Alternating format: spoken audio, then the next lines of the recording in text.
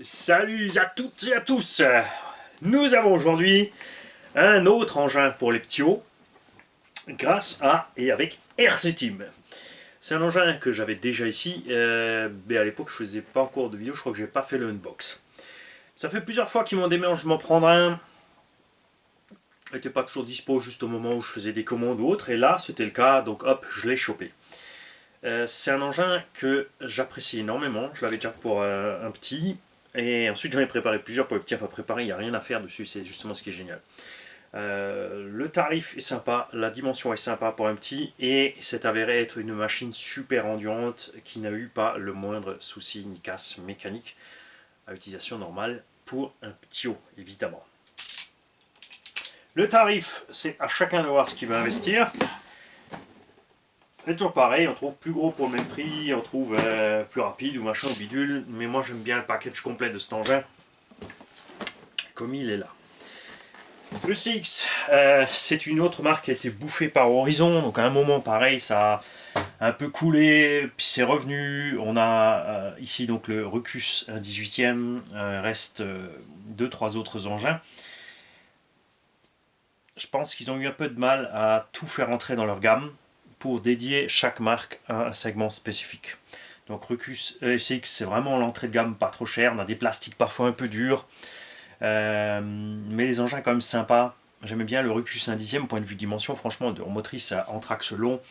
Là, dans ce segment-là, en MT en traxe long, assez haut au centre, hein, je précise, en MT, il reste quoi? Il reste Coralie, mais je suis pas content spécialement des noix, des jantes, la carreau est très fragile.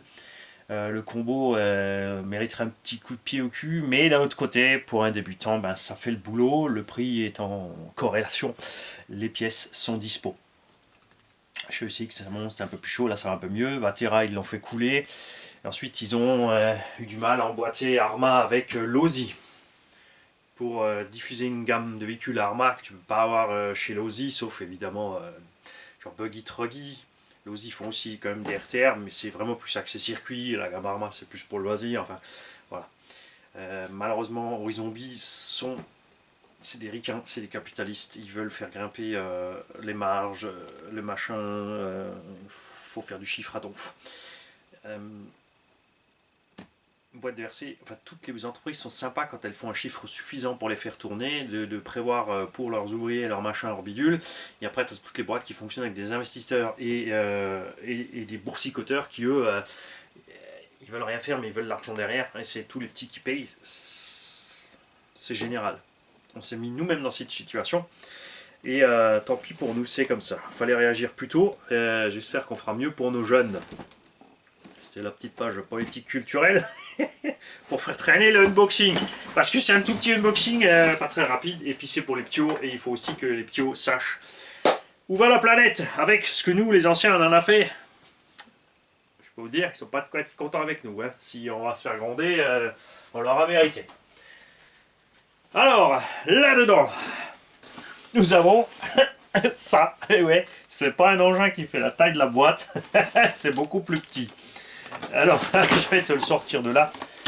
Il a sa petite ceinture de sécurité pour pas qu'il aille se promener, mais il est quand même fixé solidement avec un petit rilsan là. C'est un engin pour les petits livré avec les batteries de la télécommande. Ouvre-toi, ouais, j'ai pas envie d'ouvrir ça en beauté. On a toute une planche de stickers beaucoup trop grande pour la machine. c'est assez marrant. Hein. N'empêche que c'est sympa, tu vois, le petit flamage bleu sur l'orange, ça pourrait le faire. Mais pour l'utiliser, il faudra gratter tous les stickers. Mais j'aime l'initiative, franchement, ça c'est sympa. Genre de trucs qui font plaisir. Alors, on a quoi? On a les précautions d'usage, machin garanti selon les lois. Prenez-vous le temps, lisez-le. Il y a un correctif sur la radio, puisque au départ c'était pas livré avec cette radio, quand il y a eu l'update. Donc il y a un petit update sur le fonctionnement de la radio et la radio. On a couronne et pignon de réserve, ou pour aller plus vite, des cales de suspension et les batteries pour la télécommande. Une notice, comme souvent ces derniers temps, tu vois, il y avait encore l'ancienne notice, l'ancienne radio dans la notice.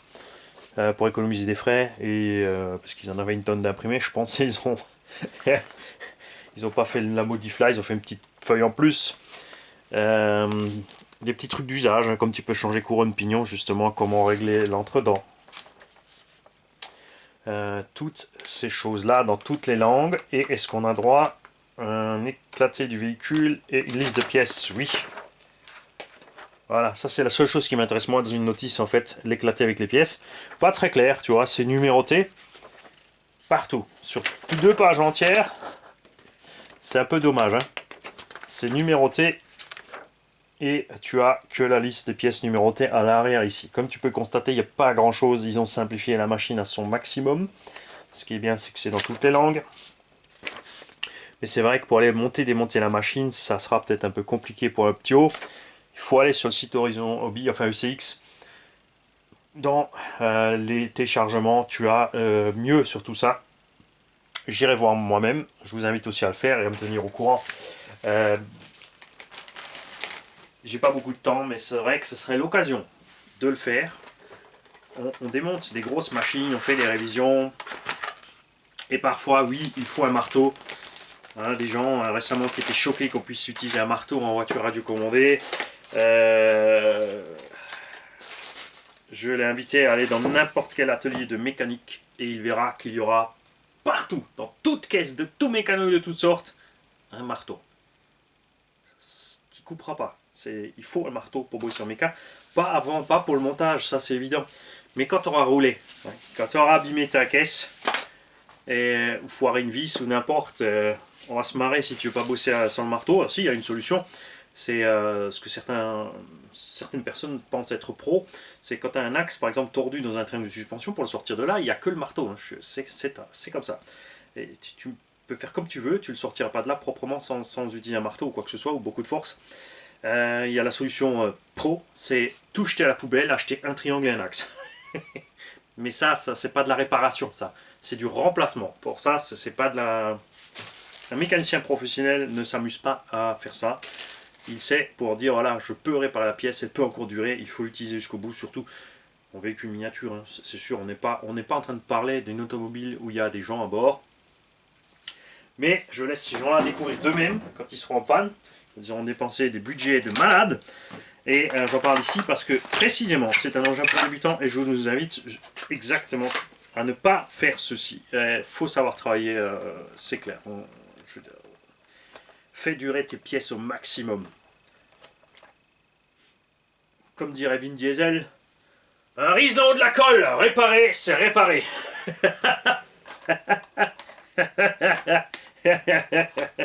Alors, ce petit Rucus, attends, je vais te l'enlever là.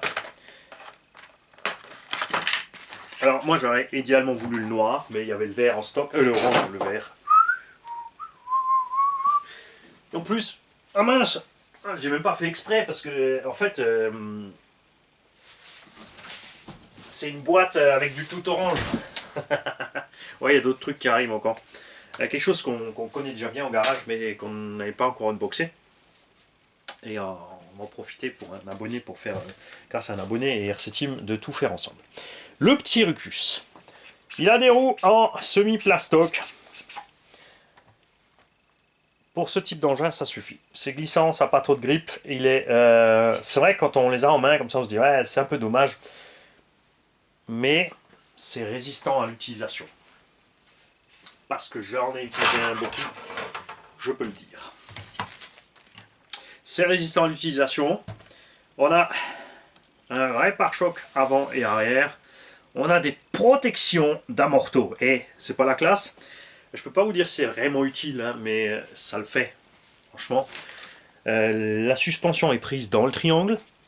Il y a de quoi rendre jaloux des grosses machines. Honnêtement, sur ça. Suspension. Est-ce que mon support va suffire là? Non, parce que là en fait je suis un peu trop sur la caméra. Regarde, suspension, on est avec 4 amortos hydrauliques, des vrais, bien souple, c'est bon pour le tout terrain. Il a pas tout à fait un fond plat, mériterait d'être un peu plus haut et tu peux le monter. Nous avons ici plusieurs points d'ancrage de suspension. On va remonter cet engin. Vous savez, c'est MT, j'aime bien quand les suspensions sont hautes. Les pare-chocs sont bien flexibles. Les triangles, ben, ils encaissent certains chocs, après pas tout évidemment. On a une carreau, bon c'est l'espèce de PVC machin, c'est un engin léger, il pardonnera beaucoup plus.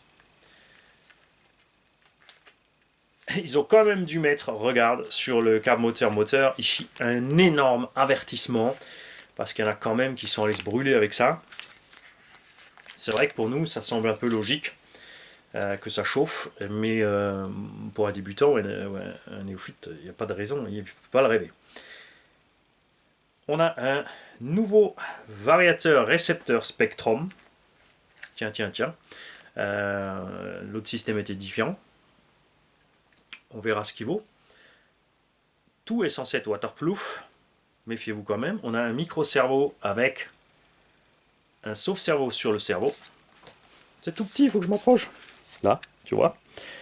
Ça fonctionne bien. Et regarde, une biellette à pas inversée. Ah, c'est pas la classe. Hein? Sans déconner.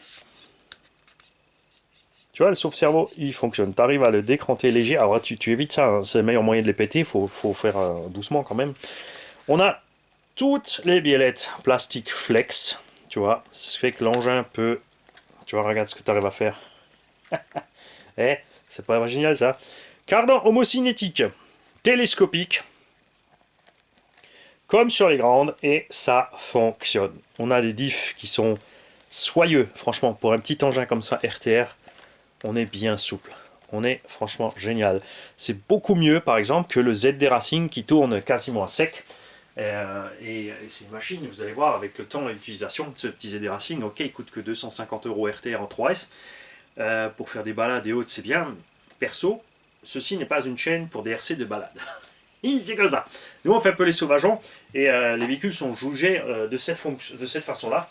Et le petit ZD Racing, vous allez voir qu'au fur et à mesure de l'utilisation, on a les plastiques qui vont se déformer autour des roulements.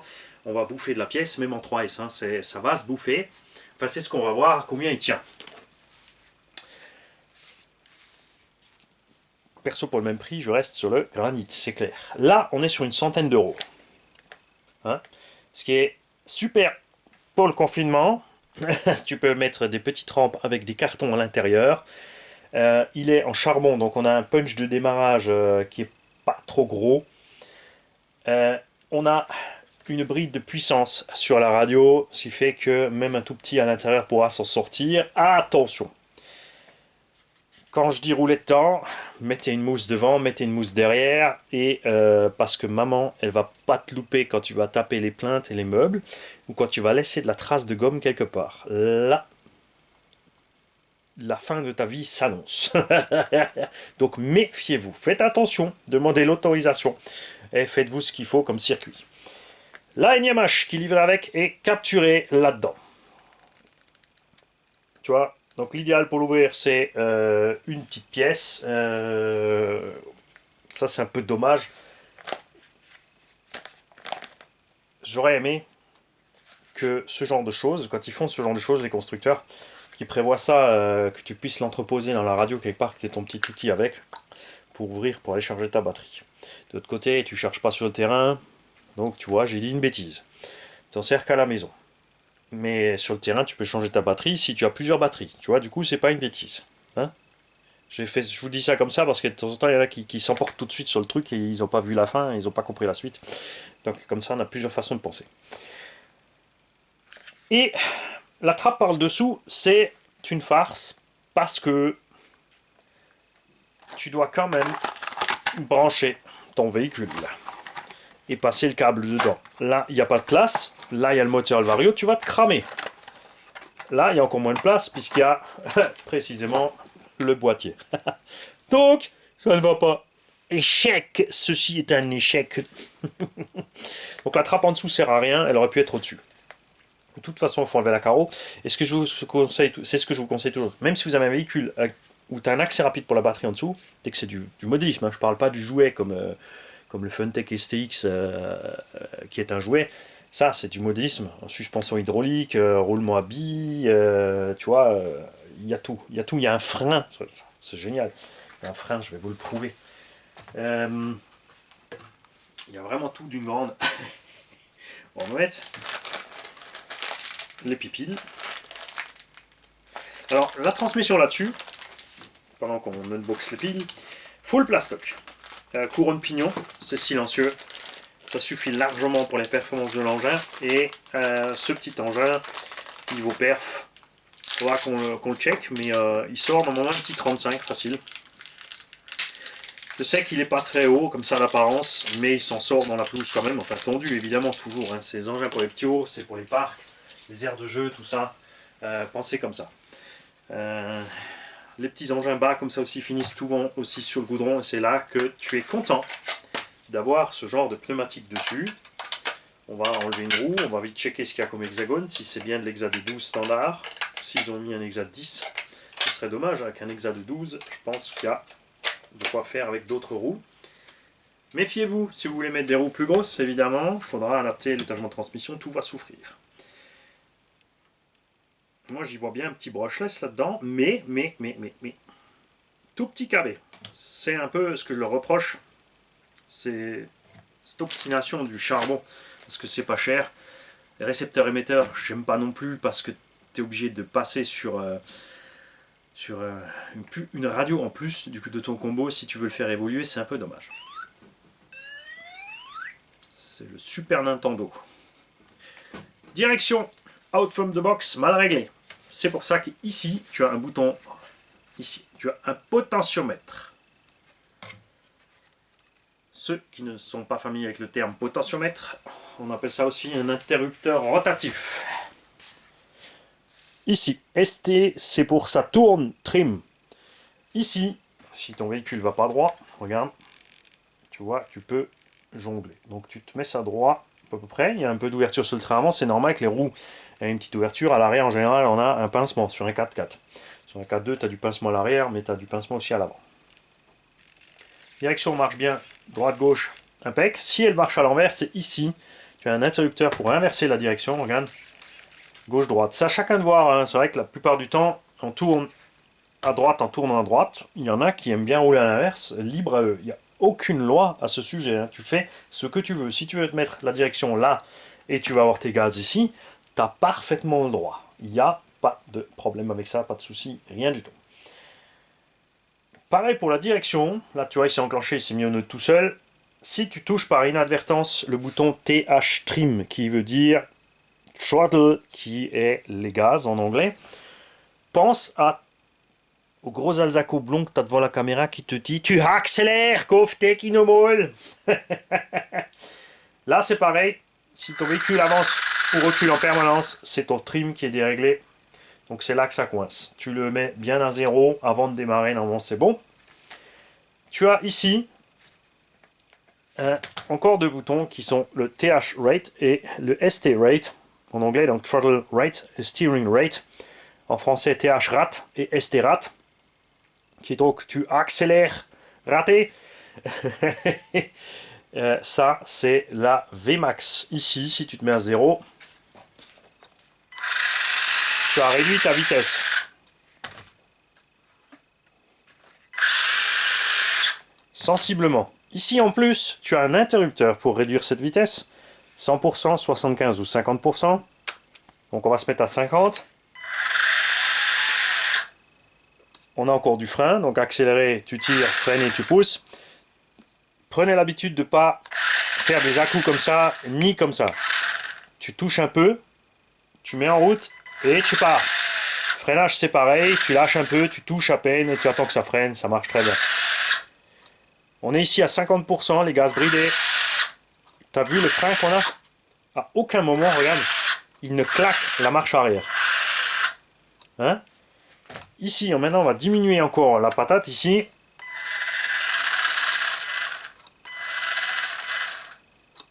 Eh, on a toujours du frein. Allô, Toulouse? Appelez Horizon Hobby, ils vont vous expliquer comment ça marche pour avoir du freinage. Donc tu vois, tu peux brider à gogo comme tu veux et c'est génial que tu aies toujours ton frein. Et le frein est balèze, t'as vu ça? On est sur un moteur charbon, ça freine net et tu peux repartir tranquille en marche arrière. C'est la classe. C'est ce qu'on attendait de notre constructeur national. et après il ne comprend pas qu'on n'est pas content. On va donc faire tout de suite maintenant le réglage de la garde sur l'ensemble. On va enlever une roue aussi pour voir ce qu'il y a comme hexagone là-dessus. Et ensuite, ce serait sympa de voir ce qu'on peut trouver comme roue.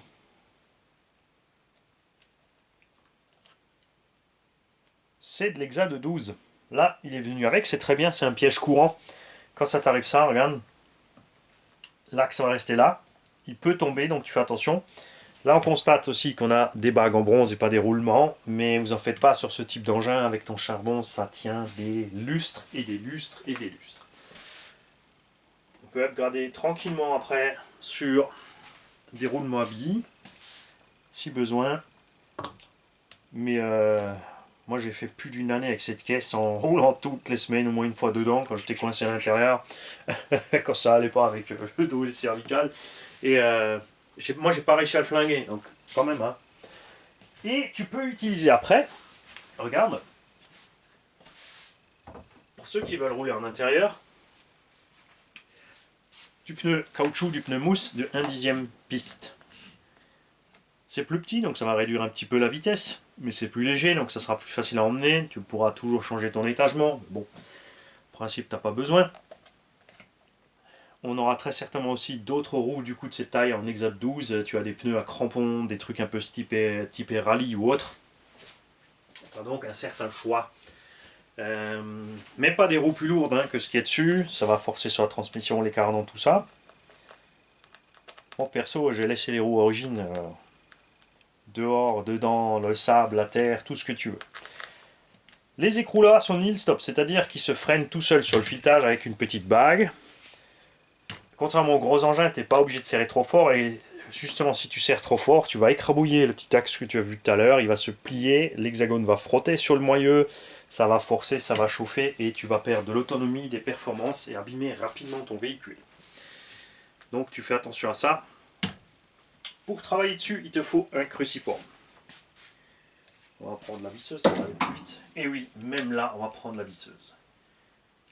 Là aussi, il y en a qui ne comprennent pas. Tant pis pour eux.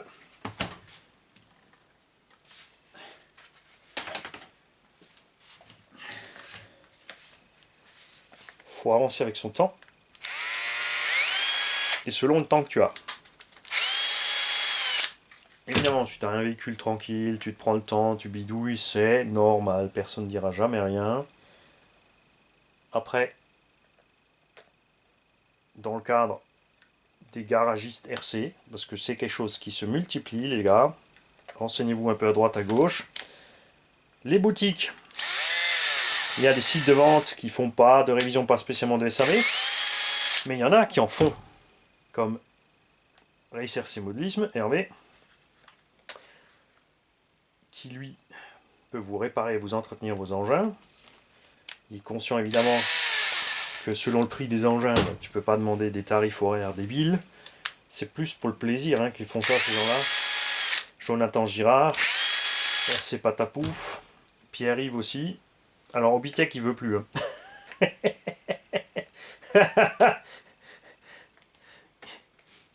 Au départ il était à fond Obitech et ensuite il a vu certaines choses de lui-même. Hein. Et il a compris où ça coince. Il sait maintenant pourquoi certaines personnes en ont marre d'Obitech. Voilà. Tu vois, en 2 temps 3 mouvements, on a augmenté la garde sol. Réglage d'usine hyper souple, l'engin suit vraiment bien le terrain. Évidemment, c'est pas fait pour faire du saut et des trucs. Mais là, il est vraiment à l'aise. Tu vois, ce sont des vrais amortos hydrauliques, donc tu peux changer l'huile à l'intérieur pour rendre l'amortisseur plus dur.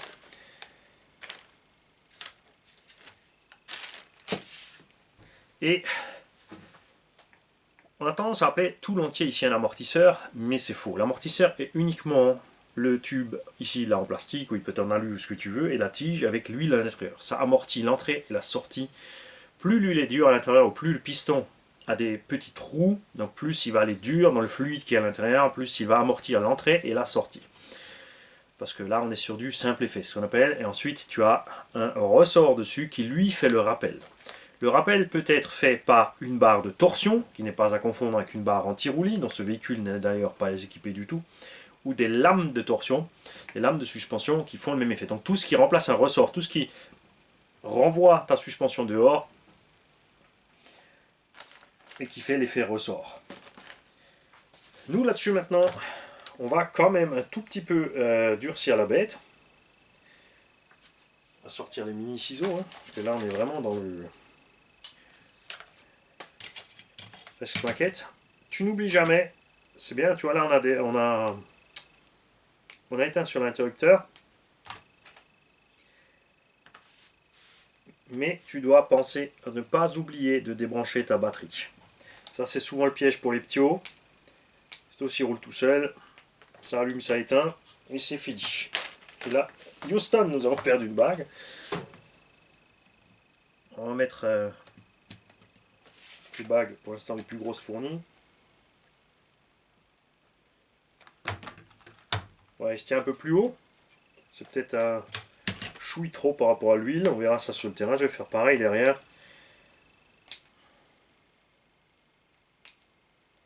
Et on va parler position de suspension.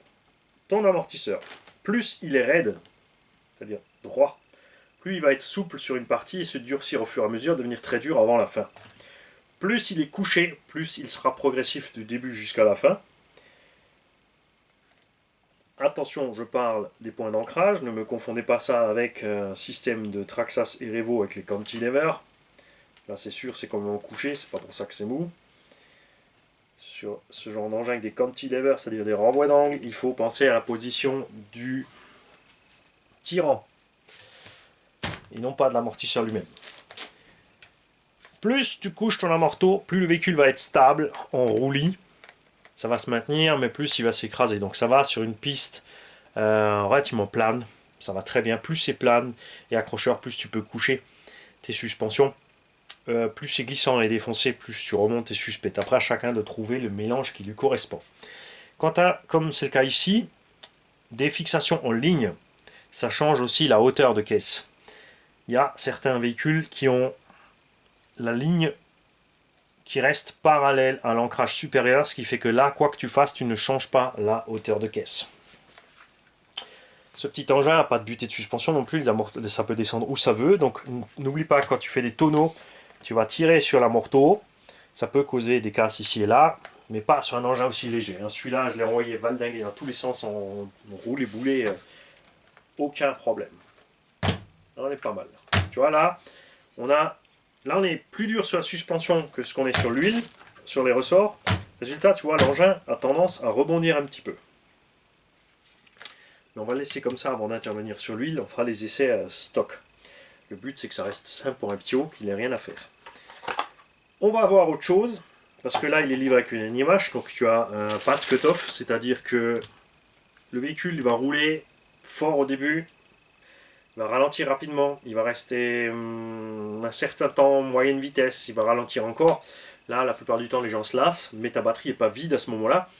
Et quand tu ne fais que charger avec ça, un petit chargeur automatique qui est livré avec, qui n'a ni LED ni rien dessus d'ailleurs, qui nous sort 100 mAh. La batterie fait 1300, il faut donc 12 ou 13 heures à ce chargeur pour charger ta NIMH. Ces chargeurs, mine de rien quand même, sont sécurisés par le fait qu'ils ne peuvent jamais surcharger la batterie. 100 mAh c'est une charge d'entretien pour la plupart des batteries. Comme tu charges lentement, elle ne chauffera jamais non plus. Mais il faut penser, si maintenant tu roules que 5 minutes, tu t'arrêtes, tu recharges, tu fais ça quelques fois, les batteries NIMH ont un effet mémoire. Donc tu vas réduire la durée de jeu. Et il est vital régulièrement de vider entièrement la batterie. Donc moi personnellement, avec des chargeurs un peu plus balèzes ici, je le fais à chaque fois. Quand je branche une NIMH, elle est déchargée et rechargée totalement. Si toi tu ne peux pas le faire, il y a un moyen technique très simple. Tu mets en route ta radio, tu mets en route ton véhicule. Roue en l'air ou roue démontée, comme ça. Déjà quand tu roules, il faut rouler le plus longtemps possible jusqu'à ce qu'il ralentisse vraiment. Et ensuite tu mets tout simplement ton trim en avant. Et tu laisses tourner le véhicule jusqu'à ce qu'il s'arrête. Au bout d'un moment il va s'arrêter. Et là tu sauras que ta NIMH est complètement vide. Tu fais ça tous les Ouais, ça dépend de toi, hein. Faut voir, peut-être 20, 30 packs par là. Comme ça, tu es tranquille, ta batterie est bien déchargée, elle va se recharger comme il faut à fond, même s'il y a quand même pas mal d'endurance avec ces petites batteries sur ces engins-là. C'est certain. Quand tu montes comme ça des angles de suspect, fais attention à tes cardans. Il y a des engins où tu ne peux pas le faire, ça va coincer, les roues vont commencer à sautiller parce que les cardans vont frotter dans les coins. Là, c'est du télescopique, double CVD, lui, il sait le faire, ça va très bien. Donc si j'ai le temps à l'occasion, on ouvrira la machine pour jeter un œil dedans dans les diffs, comment faire l'entretien des diffs, etc. On en profitera peut-être, si on le fait, si j'ai le temps, voir si les diffs, non, c'est rempli de graisse, on mettra peut-être de la graisse un peu plus collante sur l'avant pour augmenter la motricité à l'avant. Il n'y a pas de diff central, il n'y a pas de slipper là-dedans, donc méfiez-vous quand vous mettez des chocs, justement précisément quand vous sautez, il faut arriver au sol. Tu touches plus tes gaz, tu touches plus ta direction, tu le laisses taper par terre. Dès qu'il a repris son... Hein, tu vois, genre t'atterris, hop, là tu repars. Tu tapes pas et tu repars parce que tu vas claquer ta transmission. Après, c'est pas le genre d'engin typique pour les sauts. Ça va bien, des petits sauts en longueur, des petites choses sympas. On va essayer de respecter ça à l'essai. Même si, probablement pendant l'essai, il y a des chances qu'on aille peut-être un peu plus fort que qu'un petit va l'utiliser pour vous montrer ce qu'il encaisse, ce petit truc là. Donc lui aussi, tu vois, il est dans la dimension, par exemple, où est-ce qu'il est passé là. Tu vois, on est dans cette dimension là aussi. Le LC Racing évidemment un peu plus massif, meilleur débattement de suspension. Version Charbon coûte aussi une centaine d'euros. C'est précisément pour l'achat qu'on a. Mais je dois dire que la version Charbon de ce Rucus là, pour moi, je la préfère à la version Charbon du LC Racing. Par contre, le LC Racing en brushless, là, c'est champion. 180-200 euros, c'est sûr, c'est pas du tout le même budget. On est déjà plus cher qu'un STX 9, mais qui lui n'a ni suspension hydraulique, ni combo brushless, parce que là-dedans on a un brushless, ce machin roule en 2 et 3 S, ça peut pousser jusqu'à 70-80. Donc, il faut savoir. Les coques, donc Elsace RC, body vont dessus, tu vois, la cox tu peux l'utiliser là-dessus. Il faudra bien régler évidemment la hauteur de caisse et peut-être couper sur la largeur. Ils ont d'autres carrosseries du genre aussi dispo. Je vais d'ailleurs voir avec eux s'ils ont une petite carrosserie de Monster, comme ça serait sympa. Hein, ça peut le faire, même si comme dit, ces engins sont très endurants. Ce que je peux te conseiller à faire pour que ta carreau dure plus longtemps, comme tu vois ici, on a le bac lipo. Tu peux donc mettre là-dessus. Le bac NMH, ça c'est l'autre truc qu'on va aller voir tout à l'heure. Bougez pas. Ça c'est un autre truc que certains refusent de comprendre. Quand je dis mettez de la mousse sous la carreau, les mecs ils s'imaginent qu'on met de la mousse de matelas ou je ne sais pas quoi. Hein, mais ça va. On n'est pas chez RC Giton là. On parle de ça. Tu vois, une mousse dure. Là maintenant elle est trop haute, hein, c'est un simple exemple. Tu mets une petite bande là-dessus. Attends, on va essayer. Là on devrait être bon. Regarde, là on est bon, on est juste à fleur, voilà. La carreau est posée sur la mousse au milieu, ce qui fait que quand tu vas te retourner, tu vas rouler plus facilement sur la carreau et tu ne vas pas exploser les plots de carreau et la carreau, puisqu'elle ne s'écrasera pas ici, ne se déchirera pas ici. Comme elle a un pare-choc avant-arrière, de toute façon, tu vas monter à l'envers là. Hop.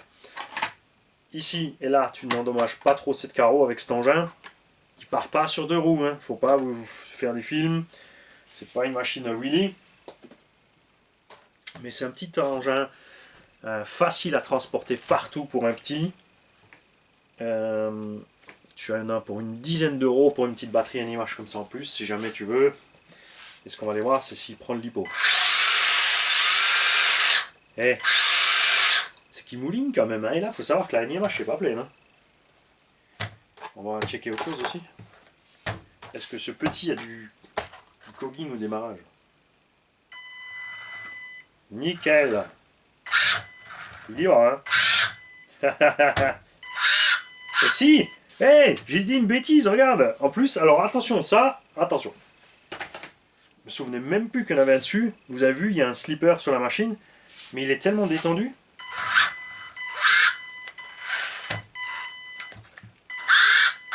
Il est tellement détendu qu'il siffle déjà à l'arrêt. Tu vois, quand on part fort, donc à voir le réglage. Hein. Là, il faudra voir niveau réglage, et ça pour les petits hauts, ça risque d'être compliqué.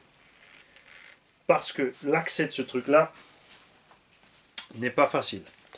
Il est planqué là en dessous l'écrou du slipper. Je le trouve un peu trop détendu là, sorti de la boîte. Faudrait le resserrer. Donc là déjà, pour un petit, c'est un problème. S'il a avec lui des adultes qui ne sont pas manuels, parce que chacun son domaine, on ne peut pas tous tout savoir faire, c'est normal. Moi je suis une bille en informatique et dans plein d'autres domaines, dans la majorité des autres domaines d'ailleurs, je dirais. J'ai vraiment concentré mon truc sur les bêtises que je fais là. Oui, c'est ce qui fait que je suis heureux.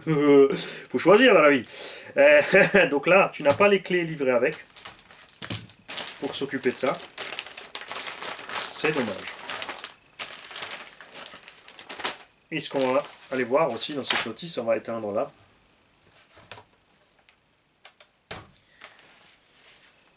On va aller voir si il parle de ce slipper là-dedans.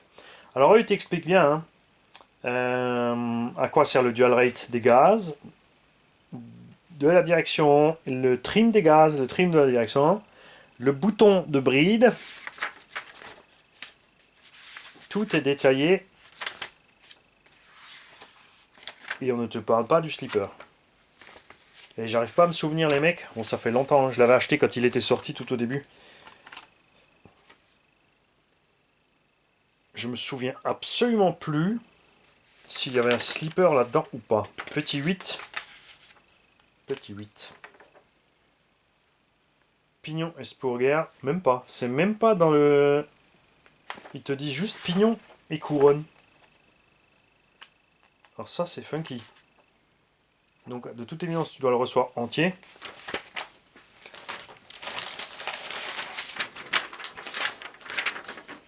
Et là, c'est uniquement par rapport à la radio. On n'a aucun détail de ce slipper. Ça c'est pas top. Parce que celui qui ne sait pas va forcer, va faire patiner le truc. Et ensuite, l'engin n'avancera plus du tout. Et à aucun moment, il n'aura une chance de savoir ce qui s'est passé et pourquoi.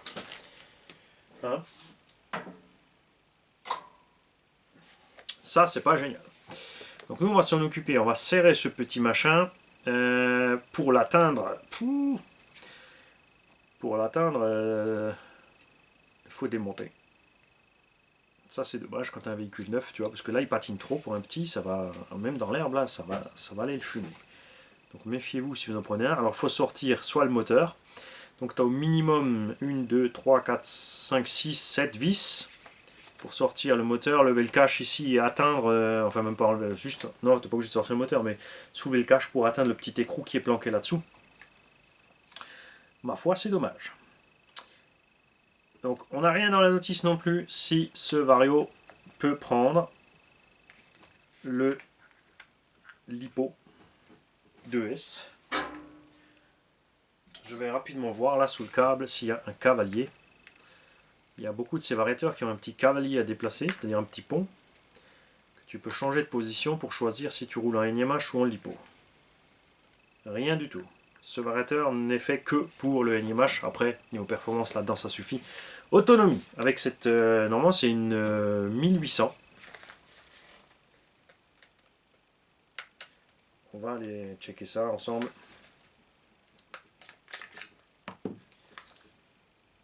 « 900 mAh. » Alors ça...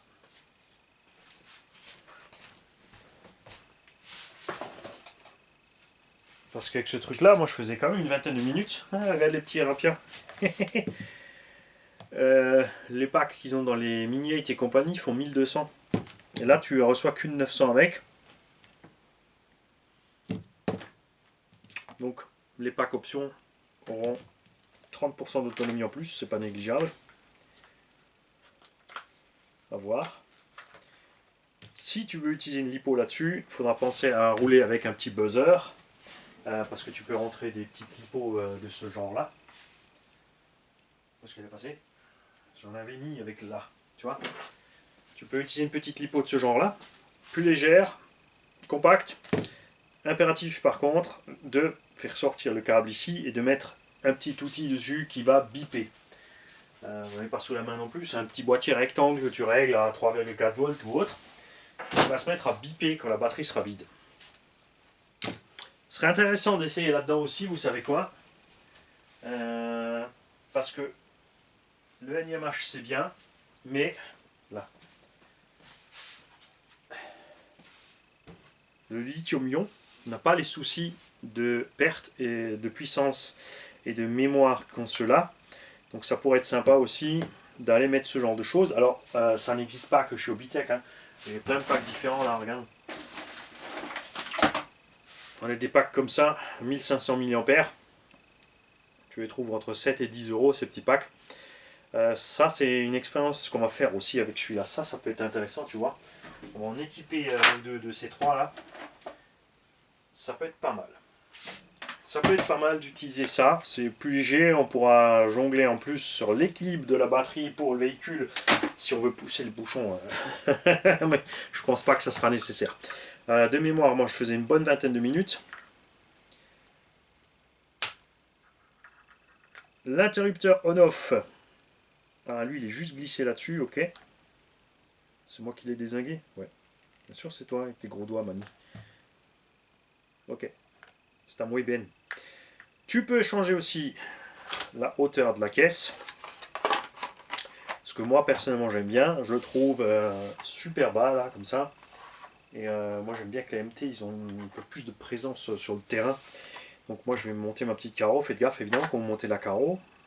Si les plots sont trop hauts, vous allez avoir plus d'effort dessus. Je vais quand même rester suffisamment bas pour pas que ça soit découvert sur le côté.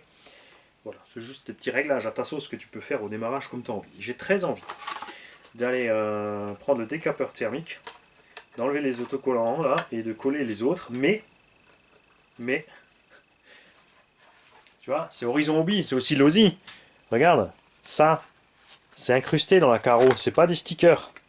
Les petits stickers sont là, tout ça c'est incrusté dedans. Pourtant le Grave Digger, ils sont allés te mettre des autocollants de 20 cm de haut et de large avec des bulles. C'est un peu dommage. Voilà, donc ce petit bestiau là, on va le préparer, on va attendre comme pour les autres. Hein. On va devoir attendre un petit peu une météo plus favorable. On essaiera les tout petits, on a la petite 28e à tester, j'ai une 24e qui est en route, on a le Rucus, on a le LC Racing, bon, ce ne sera pas comparable, hein, on a un brushless comparé à un charbon. Ensuite on attaquera le Apsima. Ça le fait aussi tout de suite. Hein. On attaquera le Apsima et le Funtech et le Maverick. Donc ils sont tous les trois qui naviguent dans la même catégorie de prix.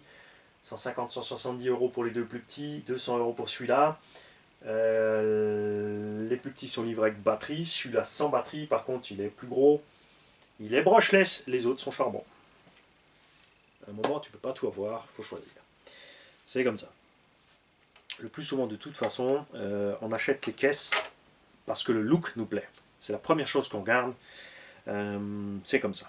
L'homme a des yeux, il est esthétique, il prend les choses qui lui plaisent, la première chose à la vue, et rien d'autre. C'est un truc qui ne te plaît pas, même si c'est un engin indestructible, les gens vont faire « Ah, c'est quoi cette horreur, j'en veux pas !» Voilà. J'ai bien, t'as vu? Et t'as vu comme ça, tout de suite, ça leur rend plus mastoc d'avoir une carreau plus grosse, là. Hein? Ouais, je vais faire leur bidouille, on va le préparer. Pas exclu qu'on passe par un stade roulement à billes, brushless, etc. et qu'on le ping pas mort. Non, je déconne. On va le laisser comme il est. On va se faire plaisir avec. Dès qu'on pourra. Forcément. Là, c'est pas le moment. Et j'ai encore d'autres trucs en approche.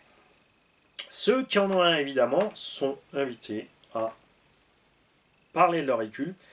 Est-ce que ce sont les petits hauts qui roulent avec? Comment on roule les petits hauts avec? Est-ce qu'ils sont brutales ou pas? Est-ce qu'ils ont cassé beaucoup ou pas? Est-ce que c'est vous qui roulez? Est-ce que vous lui avez fait subir des choses démesurées par rapport à sa taille? Est-ce que vous avez eu que des ennuis? Vous êtes déçus? On veut tout savoir. Mais pas la carrosserie, Mani, tu dois régler le slipper. Voilà. Mets ça là. Hop, allez. Tout ce genre de choses. Je rappelle que ces vidéos ne sont pas là pour vous empêcher d'acheter un véhicule ou vous encourager à en acheter un autre ou un tel.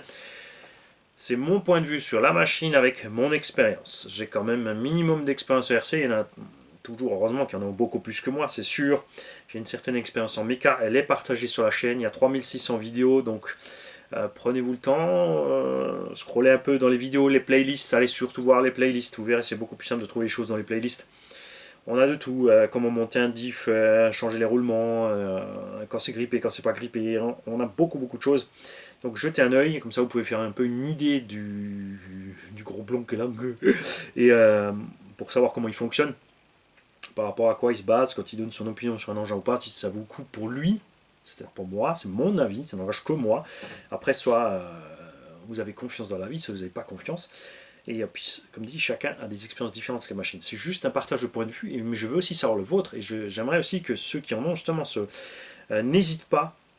Commenter par centaines les mecs pour vous donner les expériences de ces machines. Comme ça, si quelqu'un a envie d'en acheter une pour son petit, il aura plus qu'un seul avis. Il aura la vidéo, il aura les essais, et en dessous, il aura les avis des gens qui pourront dire je suis d'accord ou pas, moi il m'est arrivé ça ou pas, pour se forger son propre opinion. Tout simplement avec du réalisme de la chose. N'oubliez jamais d'écrire quand vous commentez dans quelles conditions et comment vous roulez. On s'aperçoit que j'ai les vidéos de mes runs avec tout, avec les crashs dus par ma faute, avec les casses que je trouve anormales, les casses qui sont dues par ma faute, tout, voilà. Mais je répète, je ne roule pas promenade avec mes RC. Mes RC, elles ont une certaine performance. Quand tu as une RC qui roule à 35, 40, 50, 60 à l'heure, elle a certaines performances que tu dois pouvoir exploiter et te faire plaisir avec. Et je parle aussi d'un point de vue de quelqu'un qui roule depuis longtemps en plein de RC, donc forcément je n'aurais pas... Ça c'est un point où j'aurais pas suffisamment de recul, c'est de me mettre à la place du petit haut qui reçoit sa première RC, qui sera content même si elle n'a pas de suspension ni rien du tout. Tu vois? Parce que moi quand j'étais petit, j'ai reçu des RC, et justement comme le Grasshopper, il n'y avait pas de suspension, ça va saouler tout de suite. Tu vois, même petit déjà, je voulais des amortos. Hein, parce que j'aime quand le pouet-pouet est tendre et moelleux, et que tu peux appuyer et que tout est tendre et moelleux. Là on l'a pas, c'est sûr, mais c'est définitivement une question d'endurance. Salut les gars.